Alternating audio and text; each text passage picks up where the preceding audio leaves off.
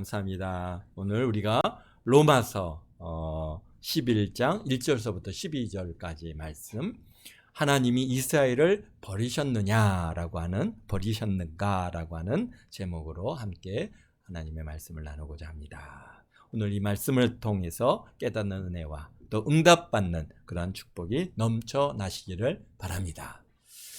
하나님께서 사도 바울을 통해서 로마서를 기록하게 하심으로 유대인들에 대한 바른 이해를 우리에게 주고 계십니다.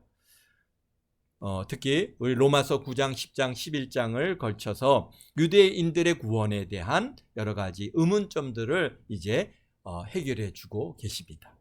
유대인들의 구원과 또 이방인의 구원의 그런 연관성 또한 여기서 기록해 주심으로써 우리가 그것을 이제 알게 됐어요. 하나님께서 택하신 민족 이스라엘이 예수님을 영접하지 않고 거부함으로 오는 여러 가지 결과들을 깨닫게 하심으로 사도 바울을 통해서 마지막 때를 살아가는 오늘 우리에게 하나님의 계획의 성취를 보여주고 계시다고 하는 사실입니다. 하나님의 계획과 말씀의 성취를 보면서 우리가 신앙생활하는 우리는 참 복이 있는 줄로 믿습니다.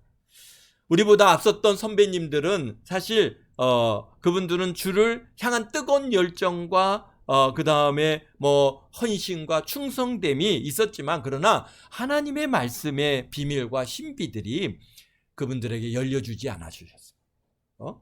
열려져 보여주시지 않았기 때문에 사실 이해할 수 없었고 또 깨달을 수도 없었습니다.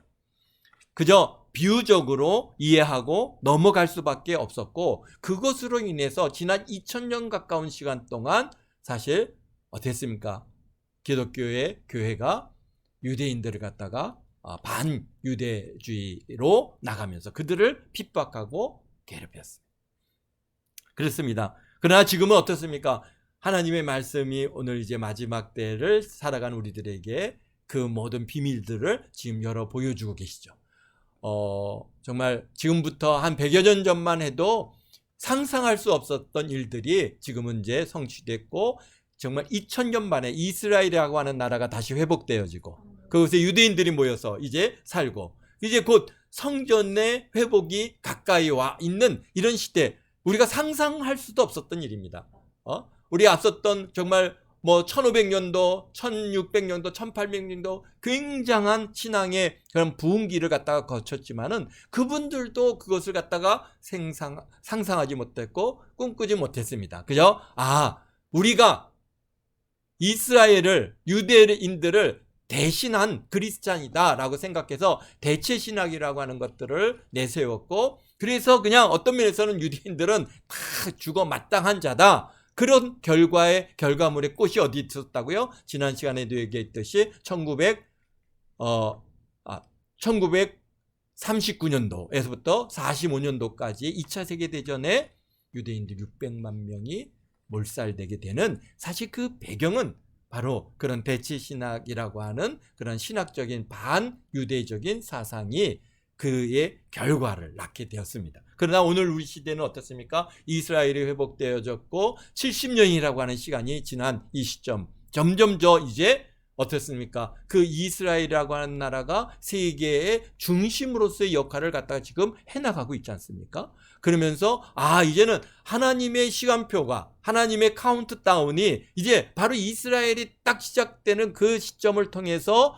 오늘 우리들에게 다 성경을 갖다가 완전히 이제 드러내 보여주고 계신 겁니다. 그렇기 때문에 사실은 우리의 앞섰던 많은 신앙의 선배님들 열정이 있었죠. 성경에 대한 아주 또 박식했고 정말 대단한 그런 학문적인 능력들도 있었지만은, 그러나 요한계시록이라든지 또는 이 마지막 때에 대한 이러한 것들을 해석해낼 수가 없었습니다. 왜? 이스라엘이 시작이 뭔지 몰랐기 때문에. 그래서 그냥 비유적으로 모든 것들을 그렇게 이해했습니다. 그러나 우리가 이제는 하나님의 시간표가 우리 가운데 딱 드러내 보여주셨잖아요. 이제는 뭐가 이제 그 시간표에 따라서 우리 예수님의 재림의 때가 이제 가까이 와 있다라고 하는 그러한 것들을 우리가 보게 되고, 정말 이스라엘의 성전이 회복되어지고 거기서 이스라엘 사람들이 여호와께 드려지는 그러한 제사가 다시 시작되는 그런 날들을 혹시 우리가 보게 될지 모르겠습니다. 그러나 어떤 면에서는 우리가 성경이 우리가 요한계시록을 통해서 이렇게 볼 때는 우리 예수님 재림하시고 우리가 7년 환란 동안 이 땅에 이제 그런 대환란기를 통과하는 과정 속에서 그런 것들이 이루어지지 않겠느냐. 그러니까 앞섰던 3년 반의 시간 동안 이스라엘의 성전을 이제 회복하고 그 다음에 제사도 회복하고, 그런데 이제 3년 반이 지난 시점에 그런 일들이 있을 것이다라고 하는 것을 우리가 성경에 말씀하신 내용들을 우리가 이제 이해하고 있기 때문에, 참 오늘 우리가 사는 우리 은혜 시대를 살아가는 우리 그리스찬들에게는 사실 환란기에 던져지느냐 안 던져지냐, 우리가 환란기를 통과하느냐 아니냐, 이런 것들을 가지고 많은 그런 신학적인 그런 뭐 이론과 이런 뭐 많은 그런 신학 이론들이 있습니다. 그러나 제가 이렇게 성경을 갖다 이해하며 또 보는 관점에서 볼 때는 우리 믿음의 사람들은 다 들림 받았어. 우리 주님 앞에 들려 올라가서 공중에서 7년간 혼인 잔치하고 또 이 땅에 이제 예수님과 더불어 지상 재림하게 되어지는 그런 시간표가 지금 이제 우리에게 활짝 열려져 보여지는, 눈에 보여졌어요. 우리 전 세대들은 그걸 알 수가 없었어요. 그런 시점을 갖다 이해할 수도 없었어요. 그런데 지금 우리 가운데 보여주고 있습니다. 근데 이 사도 바울은 지금 이 로마서를 기록할 때는 주후 57년도죠. 주 57년도 막 이제 예수님 십자가에 못 박혀 죽으시고 한 20몇 년 정도에 지난 이런 시점이기 때문에, 아니죠. 그러니까 57년이니까 뭐 한 24, 5년 정도 이런 시간이기 때문에 정말 이때는 아직 이런 구속의 은혜, 또 뭐 구원론, 뭐 이런 모든 기독론 이런 것들이 정립되어지지 않았던 그런 시점인데, 바로 이 로마서를 통해서 그런 모든 것들을 하나님께서 바울 사도를 통해서 우리에게 정립해 주고 계신 겁니다. 그렇기 때문에 로마서가 우리에게 귀한 것이죠. 사실 그래서 바울 사도는 사실 개인적으로 자기가 유대인이지만 복음을 갖다 열심히 이제 다니면서 회당에 들어가서 유대인들에게 복음을 전하지만은 그들이 받아들이질 않는 겁니다. 자꾸 자기를 거부하고, 그냥 거부하는 데에서만 끝나는 것이 아니라 이제는 자기를 갖다 죽이려 하고 막 그냥 아주 복음 전도자들을 갖다가 핍박을 가합니다. 그게 바울만 그런 일을 당했겠습니까? 지금 로마에 들어가서 로마 교회를 갖다 개척하고 복음을 전하는 그러한 우리 전도자들에게도 동일한 일들이 이루어지니까 그들이 도대체 이 유대인들에 대한 복음 전도가, 그러면 이들을 하나님께서 버리신 겁니까? 이거 어떻게 해야 됩니까? 라고 하는 것들을 갖다가 이해가 안 돼서 이제 바울 사도에게 그것에 대한 뭐랄까요, 뭐 이렇게 질문을 한다든지 그것에 대한 해결점을 달라고 아마 요청을 했었던 것이 아닌가, 그렇게 보여집니다. 그래서 바울 사도도 개인적으로 하나님 앞에 그것을 가지고 기도하고 하나님 앞에 묻고 하는 과정 속에서 이 로마서를 갖다가 성령의 감동으로 기록을 하게 되었습니다. 근데 보니까 유대인들이 왜 이렇게 정말 예수님을 갖다 거부했는가라고 하는 것들을 오늘 11장에서 그것을 갖다 다 이제 성령께서 우리에게 드러내 보여주고 계시는 것입니다.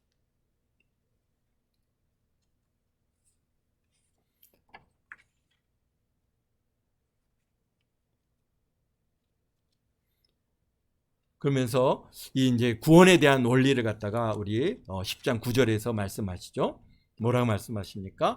내가 만일 입으로 예수를 주로 시인하며 또 하나님께서 그를 죽은 자 가운데서 살리신 것을 내 마음에 믿으면 구원을 받으리라. 사람이 마음에 믿어 의에 이르고 입으로 시인하여 구원에 이르니라. 아멘. 우리가 여기서 우리가 분명히 성경에서 우리에게 말씀해 주죠. 구원에 대한, 구원이라는 것은 어디 믿음으로 받는 거죠.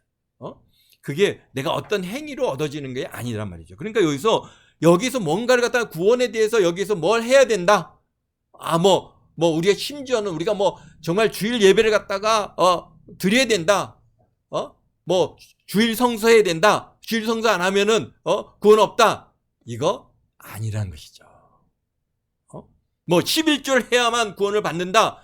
그것도 아닌 것입니다. 구원하고는 아무 관계가 없습니다. 오직 어떻게 우리가 예수를 주로 신하며 또 하나님께서 그를 죽은 자 가운데 살리신 것을 내 마음에 믿으면 구원을 받으리라. 사람이 마음으로 믿어 의에 이르고 입으로 신하여 구원에 이르는 것이다. 그래서 우리가 구원받은 자로서의 삶이 어떻게인가? 우리가 구원받으면 당연히 주일 예배, 주일 성수를 하는 것이고 10의 1조와 그 다음에 모든 헌금 생활과 기도 생활과 전도 생활을 우리가 하는 겁니다. 마치 뭐 전도를 안 하면 구원이 없다. 절대로 아닙니다. 그런 것들을 갖다 붙이는 모든 일들은 다 성경의 말씀을 폐하는 오히려 더 큰 누를 범하고 있다고 하는 사실을 잊지 마시고 우리가 앞으로 여러분들이 신앙생활을 할 때 그러한 도전들이 많이 올 수 있습니다. 내가 이거 안 하면 혹시 이거 구원에서 떨어지는 건 아닌가? 막 이런 두려움들이 막 그런 우리가 삶을 살다 보면은 어떤 환경과 여건들이 어떤 여러 우리를 갖다가 새로운 환경에 던져질 수 있습니다. 그럴 때 그런 거에 대해서 여러분들이 거기에 뭐랄까요? 좌지우지 되지 마시고 오직 하나님 말씀을 붙드십시오. 우리가 예수 그리스도를 내가 믿음으로써 구원을 받은 것이지 전적으로 하나님의 은혜. 그런데 그것조차도 내가 예수님을 구주로 정말 이렇게 믿게 된 이 사실조차도 내가 행한 것이 아니다고 하는 것을 사실 지금 로마서에서 계속해서 우리에게 말씀하고 계십니다. 그것조차도 어떻게 해요? 하나님께서 창세전에 우리를 아시고 부르시고 예정하시고 택하시고 그리고 구원하셨다고 하는 이 사실을 우리가 참 우리 로마서는 계속해서 우리에게 주시는 하나님의 메시지라고 하는 사실을 잊지 마시기 바랍니다. 네. 그렇습니다. 11장 1절입니다. 그러므로 내가 말하노니 하나님이 자기 백성을 버리셨느냐? 하나님께서 그런 건 저 보니까 막 유대인들이요 예수님을 갖다 안 믿어요. 막 계속 핍박을 가해요. 막 그래서 그러면 저 사람들을 하나님께서 버리셨습니까? 라고 그렇게 물을 때 어떻다는 거예요? 아니다는 것이죠. 어떻게 해요? 그럴 수 없느니라. 나도 이스라엘이요 아브라함의 씨에서 난 자요 베냐민 지파라. 내가 하나님께서 유대인들을 자기 백성을 버리셨느냐? 그럴 수 없다는 그렇습니다. 지금 사도 바울이 느끼고 있는 감정은 하나님께서 자신의 백성인 이스라엘을 버리셨느냐라고 하는 의문점이 드는 겁니다. 그런데 지금까지 오면서 구원이라는 것이 전적으로 하나님의 은혜로 주어진다는 것을 사도 바울이 깨달았잖아요. 그러니까 하나님께서 창세전에 아시고 택하셔서 예정하신 하나님께서 은혜를 베풀어 주신 것을 이제 알았기 때문에 지금 유대인들이 복음을 거부하는 것 역시 어떻다는 거예요? 하나님께서 허락하셨기 때문에 가능한 것이다. 그럼 하나님께서 그러면 버리셨느냐? 라고 하는 의문이 생겼는데 결코 그럴 수 없다라고 하는 하나님의 단언적인 그러한 음성이 그게 들려온 거죠. 그러니까 그래서 나도 이스라엘이고 아브라함의 씨에서 난 자고 베냐민 지파인 것 같이 하나님께서 자기 백성을 버리지 아니하셨다. 그런 겁니다. 그래서 2절에 하나님이 그 미리 아신 자기 백성을 버리지 아니하셨나니 너희가 성경의 엘리야를 가리켜 말한 것을 알지 못하느냐. 그가 이스라엘을 하나님께 고발하되 주여 그들이 주의 선지자들을 죽였으며 주의 제단을 헐어버렸고 나만 남았는데 내 목숨도 찾나이다 라고 하는 이 말씀을 갖다가 하나의 예를 들어서 말씀합니다. 열왕기상 19장 10절 말씀인데요. 그것을 인용하고 말씀하십니다. 뭡니까? 북이스라엘이 어떤 때입니까? 아합 때 그의 아내 이세벨이 끌고 들어온 그러한 바알 숭배와 아세라 숭배를 갖다가 인해서 북이스라엘 전체가 우상 숭배에 빠지게 됐어요. 왜? 왕이 막 우상, 바알 신상을 세워놓고 저기 와서 우상을 숭배하라. 그렇지 않으면은 그냥 다 죽인다. 막 이런 협박을 가하고, 너 뭐 바알 신당에 갔었어? 안 갔었어? 다 조사하고 그래갖고 끌고 가서 그 앞에 무릎을 꿇게 하고 그 숭배하게 하는 그런 일을 갖다가 행하니까, 그가 야, 이게 어떻게 안 갈지, 이거 안 가자니 죽을 것이고 가자니 또 어땠습니까? 또 바알 숭배를 갖다가 빨리. 근데 사실 북이스라엘은 이미 오래전서부터 바알의 숭배 이런 것들이 점점점 그 사회를 갖다가 이미 하나님과의 관계가 많이 멀어져 있었기 때문에 많은 사람들이 큰 부담 없이 간 겁니다. 근데 엘리야를 통해서 결국 어땠습니까? 하나님께서 3년 반 동안 가뭄을 줌으로 인해서 이제 어떻게 됩니까? 그 땅의 백성들이 아주 그냥 뭐 죽을 맛이 됐죠. 그럴 때 결국은 바알 선지자 450명, 그 다음에 아세라 선지자 400명과 더불어서 갈멜산에서 막 영적인 그러한 전쟁을 치르지 않습니까? 그래갖고 그 뭡니까? 제단을 쌓아놓고 하나님, 너희 신이 진짜 신이면은 너희 불이 내려와서 그 불을 갖다가 제물에 불을 태우는 그래서 받으시는 그 신이 진짜 신이다. 그리고 바알 숭배자들한테 너희들이 먼저 제사를 지내라. 그런데 그들이 아무리 외쳐도 아무 응답이 없어요. 이제 해질녘에 우리 엘리야 선지자가 우리 소를 잡아서 각을 떠서 제단 위에 올려놓고 물을 갖다가 둘레에 물을 부어놓고 그리고 하나님 앞에 기도하니까 하늘에서 불이 팍 내려와서 그 제물을 태우시고 막 그 다음에 그 막 불길이 막 그 물을 갖다가 막 흩으시고 하는 그 현상이니까 모든 백성들이 와, 여호와가 진짜 신이다, 참 신이다. 그래갖고 바알 숭배자들 선지자들과 아세라 선지자들 450명 400명 그러니까 850명을 딱 그들을 목을 쳐서 그 죽이는 사건이 있었어요. 그런데 아세라 이 일이 이세벨이 누가 왕의 부인 아닙니까? 이세벨이 그 얘기를 듣고 너 이 엘리야 너도 내가 가만두지 않겠다. 너도 내가 죽일 것이다. 막 그렇게 하니까 엘리야 선지자가 도망을 가고 이제 저 멀리 도망가서 굴속에 가서 이제는 모든 자들이 여기 보니까 주여 그들이 주의 선지자들을 죽였으며 주의 제단을 헐어 버렸고 나만 남았는데 내 목숨도 찾나이다 라고 그렇게 이제 하나님 앞에 탄식을 하고 있습니다. 그런데 주님께서 뭐라고 대답하십니까? 4절에 보니까 내가 나를 위하여 바알에게 무릎 꿇지 아니한 사람 7,000명을 남겨두었다 하셨으니. 그렇습니다.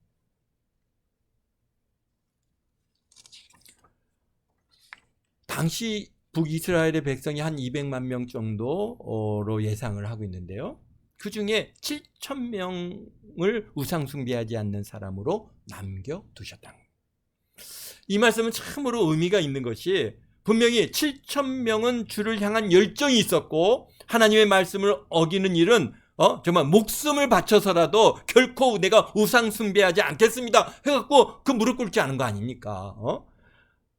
그런 결단이 있었고 왕 아합의 눈을 피하고 왕후 이세벨의 그 감시자들의 눈을 피해서 우상 앞에 무릎을 꿇지 않았습니다.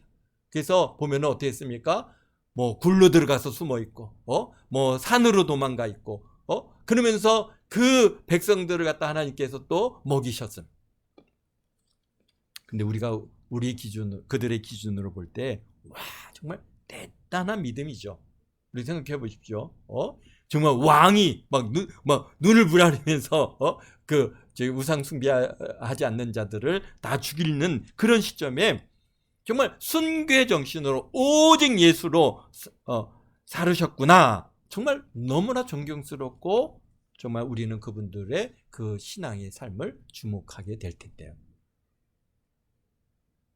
이 7,000명의 우상 숭배하지 않은 믿음을 지킬 수 있었던 것이 그런데 어떻다는 거예요? 전적으로 하나님의 은혜라고 하는 것입니다. 뭐라고 말씀하셨어요? 내가 나를 위하여 바알에게 무릎 꿇지 아니한 사람 7,000명을 남겨두었다. 누가 그러셨어요? 하나님께서요. 내가 그랬다는 거예요. 오늘 우리가 오늘 우리가 이렇게 주를 향한 열심과 충성됨이 내 믿음의 대서가 아니라 주를 향한 또 예수님을 향한 열심을 낼 수 있는 믿음을 갖게 된 것은 여러분들이 대단한 게 아니라 내가 의로워서, 내가 하나님을 너무 사랑해서, 정말 사실 우리가 그랬죠. 하나님 사랑합니다. 예수님 사랑합니다. 얼마나 우리가 사랑을 고백했어요. 그러면서 그냥 예수님 앞에 나오는 게 너무 즐겁고, 주님 정말 이 예배 아니면은 내가 목숨을 끊을 것 같고, 정말 죽기 살기로 이렇게 우리가 나와서 하나님을 갖다 섬겨나가고 있는 우리 삶이지만은, 그러나 우리의 그 근본을 들여다보면은 누가 그런 마음을 주신 거예요? 주님께서 주신 거죠. 하나님께서 만세전에 우리를 보시니까 참 너 마음이 정말 내가 은혜를 주기에 합당한 그러한 그 심령이구나. 우리를 아셨어요. 그래갖고 우리를 갖다가 참 이 1900 몇 년도에 태어나게 하시고 부르셨어요. 은혜를 팍 부어주시니까 우리가 막 대단한 은혜가 있어갖고 막 나는 막 신실한 믿음의 사람인 줄 알고 막 우리 신앙생활을 갖다 열심히, 그래서 내 믿음이, 자, 하나님, 내가 주를 향해서 이렇게 헌신했는데 하나님 대단하죠? 막 이런 마음이 우리에게 사실 조금이라도 있을 수 있습니다. 사실 제가 그랬습니다. 하나님, 내가 말이에요, 막 이렇게 이거 다 세상 일 버리고 내가 여기에 왔는데 하나님 이거 다 해결해 주셔야 되지 않아요? 그렇잖아요. 저 사랑받을 만 하잖아요. 막 그렇게 그런 마음들이 사실 있었습니다. 참 부끄러운 일이지만. 근데 오늘 이 로마서를 기록해서 보면서 참 내가 내된 것이 아니라 하나님의 은혜였구나.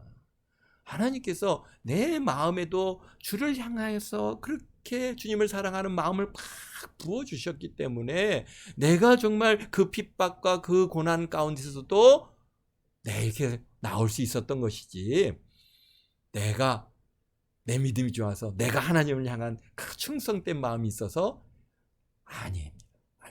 정말 그렇지 않아요. 하나님께서 나 같은 자를 이렇게 택하셔서 참 하나님의 은혜의 사람으로 나를 이렇게 삼아 주셨다고 하는 이 사실이 정말 이 로마서를 지금 이렇게 읽어가면서 얼마나 감사하고 또 감사하고 또 감사했는지, 바로 이 7,000명의 그 숫자에 우리들이 하나님께서 우리를 갖다가 택하셔서 지금 이렇게 참으로 함께 불러 모으셔서 정말 하나님을 예배하도록 우리에게 이렇게 은혜를 주셨기에 우리가 가능한 일입니다. 내 믿음으로 온 것이 아닙니다. 하나님께서 나의 발걸음을 쫙 주관하셔서 너 교회 가야지 그러면서 이렇게 불러 이 자리에 앉혀주신 줄로 믿습니다. 그러니 얼마나 나 같은 게 뭔데 하나님께서 이렇게 나를 사랑하시지? 그게 너무 감사한 거죠, 사실은. 지금은 그게 너무 감사. 내가 자, 하나님 앞에 나는 사랑받을 만한 자입니다. 막 그렇게 했던 그게 아니라, 이제는 보니까 나 같은 자를 어떻게 이렇게 만세전에 하나님께서 택하시고, 하나님의 자녀 삼아 주시고, 이렇게 은혜를 주셨을까? 참 주위에 보면은 대단한 인물들이 많잖아요. 훌륭한 사람들 많아요. 그런데 나 같은, 정말 내가 나를 보면은요, 정말 저의 삶을 갖다 이렇게 딱 돌아보면 온전히 죄 가운데 태어나서 죄 가운데 살았고 온전히 죄의 덩어리입니다. 정말 말로 아마 여러분들이 저의 삶을 이렇게 영사기로 본 것처럼 본다면은 세상에 저런 나쁜 놈이 어디 있느냐라고 아마 말씀하실 겁니다. 그런 내가 어떻게 이런 자리에 서서 하나님의 은혜를 나눌 수 있게 되었는가. 정말 이게 전적으로 하나님의 은혜라고 하는 사실을 오늘 또 이렇게 알게 해주시니 감사합니다.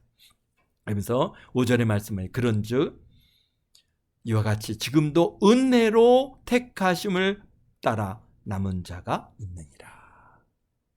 지금도 그런즉 이와 같이 지금도 은혜로 택하심. 지금 이 말씀의 배경은 지금 57년도죠. 지금도 유대인들이 저렇게 주님을 갖다 거부하고 주님을 믿지 않지만은, 그러나 하나님께서는 지금도 남은 자가 있어서 하나님께서 그들을 택하셔서 부르시고 은혜 베풀어 주신다라고 하시는 말씀. 그렇죠. 이스라엘 백성들이 예수님을 갖다가 정말 부인하고 예수님이 십자가 못 박혀 죽이고, 그리고 그런 은혜로 사실 그 초기 교회는, 초대교회는 대부분이 다 유대인들이었습니다. 그런데 그게 얼마입니까? 12명의 제자들, 또 뭐 72문도, 뭐 400명, 500명, 또 3,000명, 그 다음에 5,000명, 우리가 다 합치면은 한 1만 명 정도 되는 그러한 하나님의 남은 자로서를 택하셨죠. 그러나 그 이외 대부분은 예수님을 갖다 부인했어요. 그렇습니다. 그래서 오늘 6절에 보면 만일 은혜로 된 것이면 행위로 말미암지 않음이니 그렇지 않으면 은혜가 은혜되지 못하느니라. 아멘. 그렇습니다. 우리가 은혜로 됐다는 거죠. 정말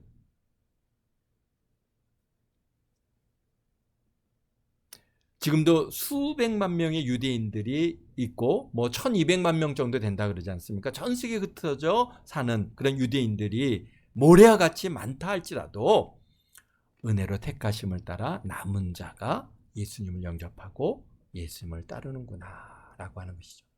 오늘 그렇습니다. 그러면서 그것조차도 은혜로 된 것이고 행위로 말미암지 않다는 거예요. 그때나 지금이나 어쨌습니까? 정말 놀라운 것은 은혜로 되는 것이라는 것입니다. 행위로 우리가 우리 열심이나 우리의 의로움이나 우리의 거룩함으로 되는 것이 아니라 하나님의 은혜로 택하시고 부르신 은혜로 된 것입니다. 그게 너무 놀랐습니다. 하나님께서 그러니까 그렇게 우리가 오늘 우리가 이렇게 주님 안에 나와서 이렇게 신앙생활할 수 있는 하나님의 택한 하나님의 자녀의 그 은혜 안에 우리가 있다고 하는 이 사실이 너무나 놀랍죠. 너무나 감사하죠. 그렇습니다. 우리 7절에 그런즉 어떠하냐 이스라엘이 구하는 것을 얻지 못하고 오직 택하심을 입은 자가 얻었고 그 남은 자들은 우둔하여졌느니라. 그렇습니다. 57년 당시에 이스라엘이 구하는 것이 무엇이었겠습니까? 그때 유대인들은 지금도 마찬가지지만 메시아를 구하고 있고 그리스도를 구하고 있지만 그러나 택한 자만 우리가 보니까 1만 명이죠. 1만 명 정도. 그 사람들만 그때 그러면 뭐 1만 명 정도면은 한 99.9%는 다 어떻다는 거예요? 그들은 우둔해졌다라는 겁니다. 눈이 가려졌고 계속 기록된 바 하나님의 오늘까지 그들이 혼미한 심령과 보지 못하는 눈과 듣지 못하는 귀를 주셨다 함과 같다. 그러니까 1만 명 정도에게는 하나님께서 그들에게 은혜를 베풀어 주시고 남은 자로서 그 예수 그리스도를 그들이 보게 하시고 깨닫게 하시고 그래서 구주로 그들의 주님으로 예수님을 영접할 수 있는 그런 눈을 갖다 열어주시고 그런 믿음을 주셨어요. 그래서 참 구원의 남은 자의 자리가 됐는데 그러나 나머지 99%는 어떻다는 거예요? 그들의 눈이 어두워졌어요. 가려지고 귀가 막히고 그 다음에 심령이 혼미해져서 예수님을 갖다가 거부하는 겁니다. 그런데 그것도 어떻다는 거예요? 하나님께서 그렇게 해 두셨다는 겁니다.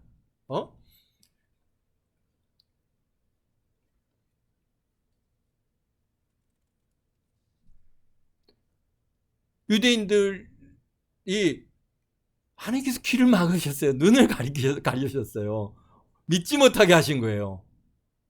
지금 바울 사도가 그것을 하나님 성령을 통해서 깨달은 거예요. 야, 저들이 왜 저렇게 됐을까? 그랬더니 하나님께서 막으셨다. 근데 왜 그러셨을까? 왜 그들을 갖다가 귀를 어둡게 하시고 눈을 가리키시고 그들이 그 심령이 혼미하게 되게 왜 그렇게 두셨을까라고 하는 것을 갖다가 이유를 갖다 보니까 오늘 이렇게 말씀 9절에 다윗이 이르되 그들의 밥상의 올무와 덫과 거치는 것과 보응이 되게 하시옵고 그들의 눈은 흐려보지 못하게 그들의 등은 항상 굽게 하옵소서 하였느니라. 그러므로 말하노니 그들이 넘어지기까지 실족하였느냐? 그럴 수 없습니다. 그들이 넘어짐으로 구원이 이방인에게 이르르니 이스라엘로 시기하게 하려 함이라. 그걸 깨달은 거예요. 아, 바로 지금 유대인들이 그 이스라엘이 그렇게 걸려 넘어지게 된 이유, 그래서 예수님을 부인하고 예수님을 거절하고 예수님을 믿지 않는 그 이유가 어떻다는 거예요? 그들이 넘어지게 됨으로 인해서 그 구원이 어디로 간 거예요? 이방인에게 간다. 구원이 이방인에게 이르게 하기 위해서 이스라엘을 넘어지게 하시고 그들의 귀를 막으시고 눈을 가리게 주시고 혼미한 그런 심령을 주셔서 깨닫지 못하게 하셨다는 거예요. 그래서 유대인의 소수만 예수님을 믿고, 그래서 그 소수들이 어떻게 됐습니까? 전 세계에 흩어져서 복음을 전했죠. 복음을 전 세계 다니면서 이제 이방인에게 복음을 전했더니, 와, 이방인에 가서 예수님을 믿으세요 했더니 아멘, 와, 그냥 교회로 몰려오는 거예요. 그리고 막 교회가 부흥하고 막 구원받은 자의 숫자가 막 날마다 더해지고 성령이 임해서 막 그들이 막 각종 은사가 나타나고 너무 막 기쁨을 감사함으로 나아가는 반면에 유대인들은 썰렁한 겁니다. 예수님의 옛제만 얘기해도 막 죽이려고 들고 막 막 거절하고 막 물리치고. 그래서 그걸 보니까 이방인들에게 하나님께서 복음을 전파하게 하시기 위해서 이 유대인들을 걸려 넘어지게 하셨구나. 그래서 12절에 말합니다. 그들이 넘어짐이 세상의 풍성함이 되며 그들의 실패가 이방인의 풍성함이 되거늘 하물며 그들의 충만함이에요. 그러니까 유대인들이 넘어짐이 세상의 풍성함이 된다는 겁니다. 그들의 실패가 이방인의 풍성함이 되는 겁니다. 그러니까 유대인들이 복음을 받아들이지 못함으로 세상이 풍성하게 됐습니다. 그들이 실패하니까 이방인이 풍성하게 된 거예요. 만약 유대인들이 복음을 잘 받아들였어요. 아멘, 그래갖고 예루살렘을 중심으로 해서 우리 초대교회가 막 예수 그리스도, 예수님의 믿어 막 그 뜨거운 것처럼 막 그 모든 이 이스라엘에 있는 유대인들이 다 예수님을 잘 믿고 그들이 신앙에 막 하나가 돼갖고 똘똘 뭉쳐가지고 그냥 오직 예수로 만약에 우리가 살았다면 어떻게 됐을까요? 우리 초대교회도 우리가 알듯이 어땠습니까? 그들끼리 모여서 열심히 막 은혜 충만하고 서로 막 초대교회 그런 기쁨의 은혜가 넘쳐난 것처럼, 사실 만약에 유대인들이 다 예수님을 갖다가 하나님께서 눈을 열어서 그걸 보게 해주셨다면 유대인들이 어땠습니까? 유대인들이 다 그리스도인이 됐겠죠. 그렇지만은 어떻게 됐겠어요? 유대인들만의 기독교가 됐을 것이에요.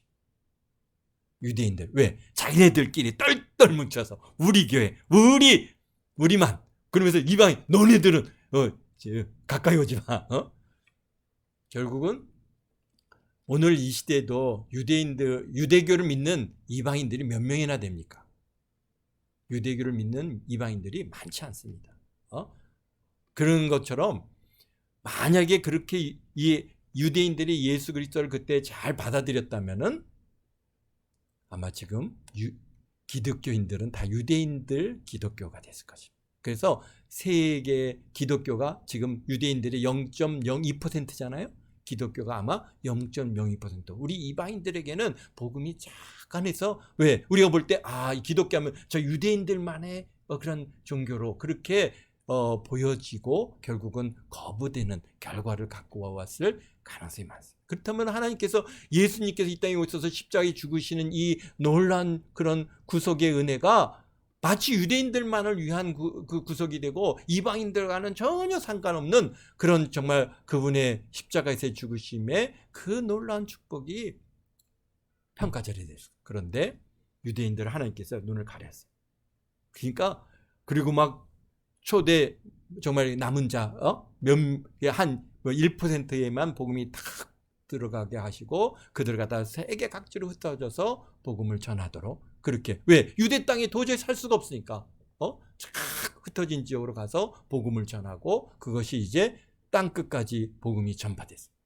교회가 막 그냥 교회가 온 세상에 가득해지고 정말 지금은 몇 명이니까 뭐 어마어마한 수의 크리스찬들이 온 세상에 가득한 그런 은혜, 이 유대 뭡니까? 우리 이방인들이 어떻게 했습니까? 풍성한 하나님의 은혜로 우리가 살아갈 수 있는 하나님의 역사가 거기에 있었다는 겁니다. 그렇습니다. 그래서 1900년 기간 동안 철저하게 하나님께서 유대인들의 뭔가요? 눈과 귀와 생각을 탁 막아주셨어요. 왜? 그들이 넘어져야 우리 이방인들이 복을 받아. 이방인들이 풍성해지. 막 예수님을 잘 믿게 됐어요. 그래서 하나님께서 이 이방인과 유대인들과의 특히 기독교인들과 이제 유대인들 간의 관계가 사실 지난 1900년 동안 별로 좋지가 않았어요. 그래서 우리가 지난번에도 얘기했지만 대체 신학이라고 하는 신학을 위해서 유대인들 너네들은 예수님을 십자가에 못 박혀 죽인 자들이고 너네들은 저주받은 민족이고 너희들은 죽어마땅한 자들이고 그러기 위해서 철저하게 교회들로부터 어떻게 했습니까? 그들이 핍박을 받았는데 이제 어떻게 합니까? 1900년도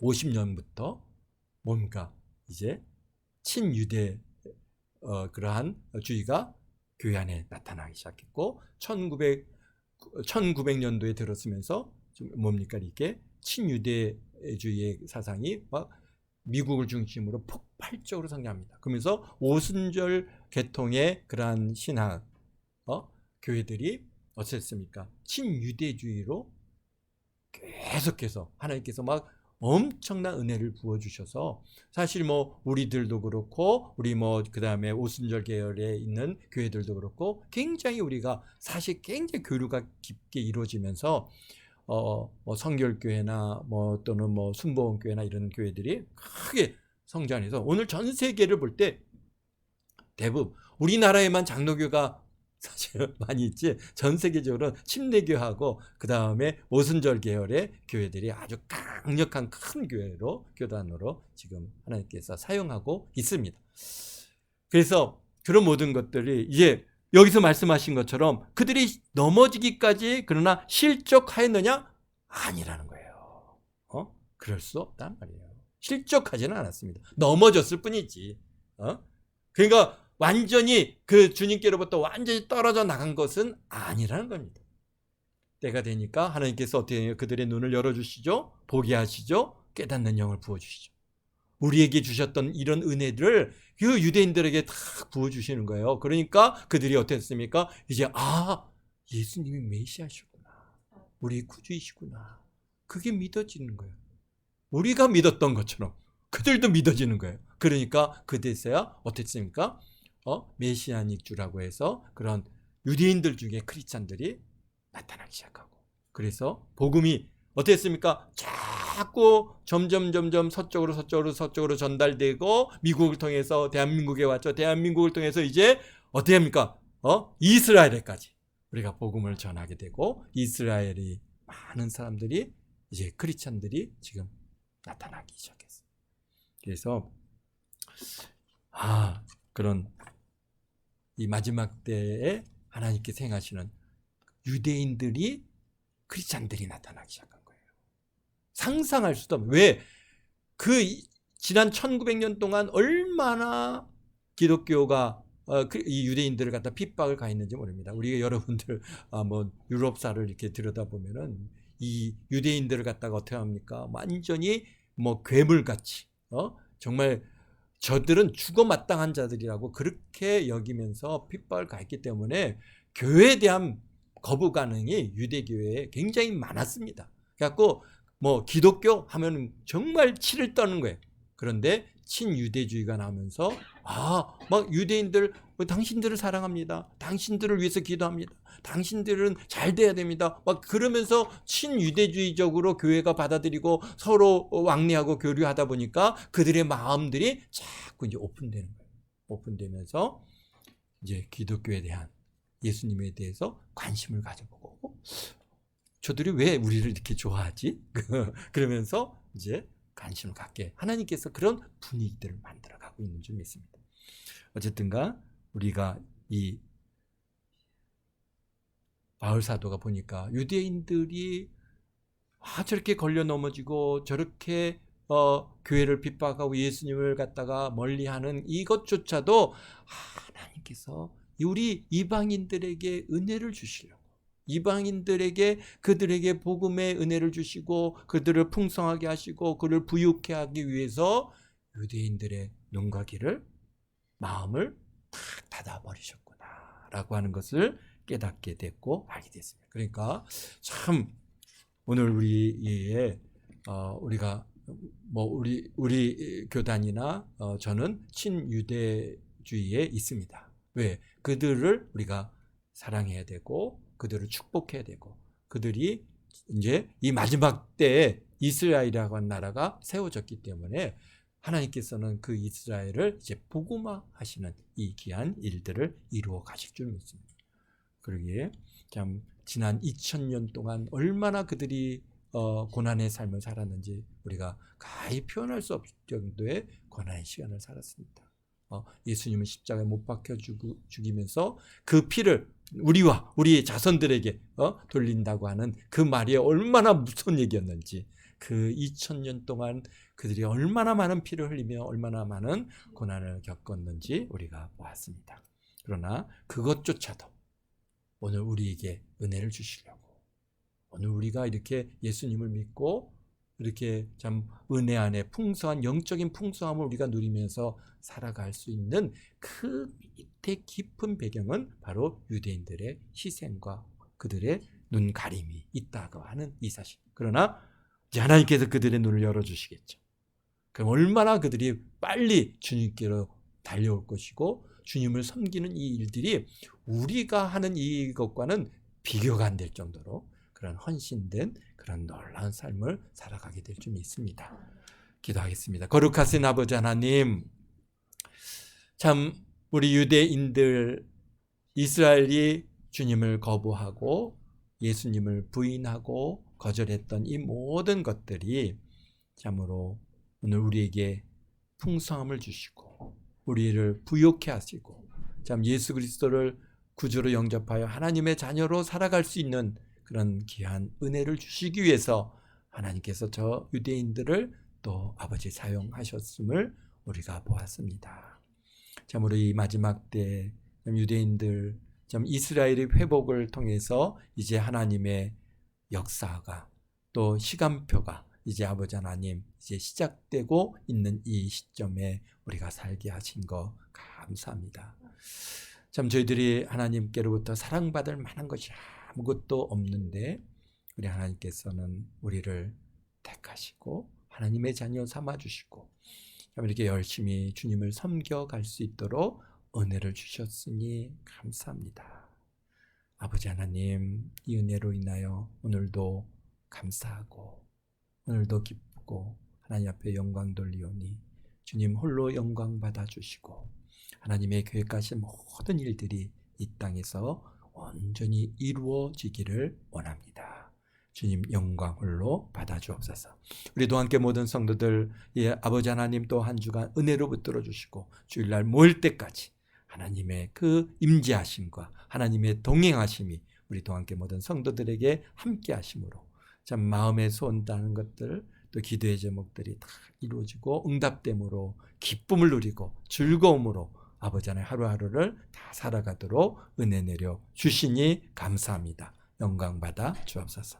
감사하며 예수님의 이름으로 기도합나이다. 아멘.